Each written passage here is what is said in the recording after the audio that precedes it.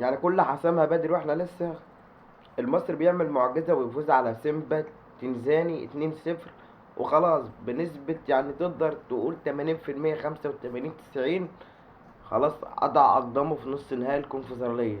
المصري بيعمل معجزة في سيمبا تنزاني وبيكسبوا 2-0.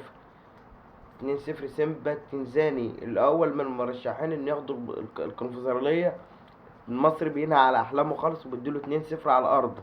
لسه هنا في ماتش هنا في القاهرة، فخلاص الموقف خلاص اتحسم للمصري. وألف مبروك للجمهور المصري والنادي المصري، لأنه مش سهل وعاملين موسم للعظم. النادي المصري عمل موسم السنة دي للعظم. فالمصري حاليا فهو مترشح لأن ياخد الكونفدرالية مرتاح.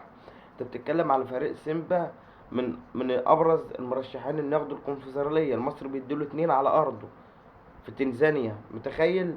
فالمصري خلاص بنسبه 90% لدور نص النهائي الكونفدراليه.